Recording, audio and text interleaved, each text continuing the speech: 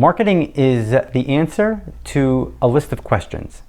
That is, who are my clients? What do I offer them? And how do I communicate my offer to these clients?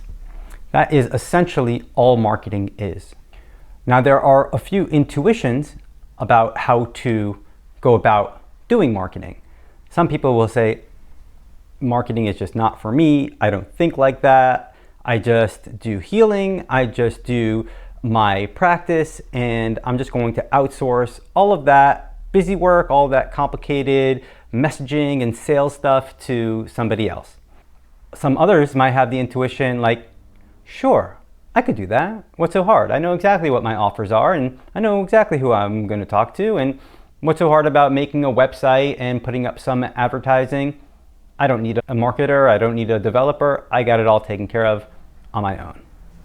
And then the other intuition is that I can take care of some of the marketing. I certainly want to be part of understanding and thinking about my offer and what kind of clients I want to prioritize. But the technical stuff is something that I'm going to have to hire someone for. But I certainly want to be part of that process. Let's break down the subject a little bit more. When we talk about an offer, right, it could seem like I know what my offer is. I offer acupuncture or I offer yoga classes. But there's a lot more to what you offer. For example, you might have an intro promotion. That first session oftentimes involves some kind of maybe a free consultation or a promotional discount so people could see what your practice is like. There's also packages that you might offer.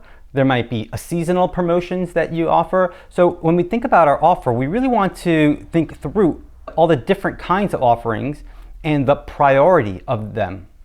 Similarly with who we offer our services to, so who our clients are, we want to prioritize like who actually will be the most likely to come to your practice, right? Because there might be a whole lot of different kinds of people who would go to your practice, but really getting specific into the who we want to offer our services to.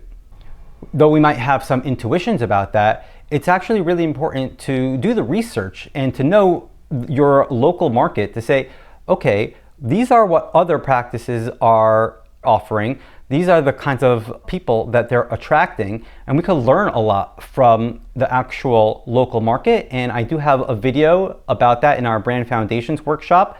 I'm going to link to that below.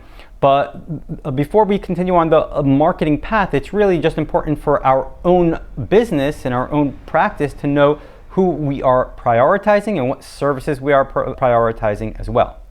And that goes for no matter what your intuition is, even if you have no interest in being involved with your marketing, you still have like the most valuable understanding more than any marketer can provide, because ultimately you are the practitioner. And so it's important to just feel empowered and confident that you can contribute to how your marketing will be developed based on your understanding.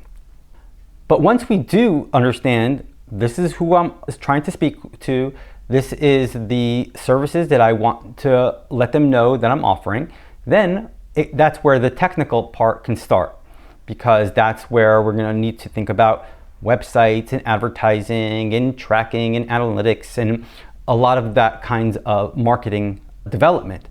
And yet, I don't want you to rush to develop a website or get an email provider. What we first need to think about is the actual client journey. Getting someone from the point of never having encountered your practice before to being a paying client or a paying patient. For example, if you're, let's say, an acupuncturist, somebody might be searching on Google for acupuncture near me, for example. Now, if you use SEO, which is search engine optimization, a technical marketing strategy, you might be able to get your listing at the top of Google or maybe Google Maps. Now, you can also potentially buy that top section using Google advertising.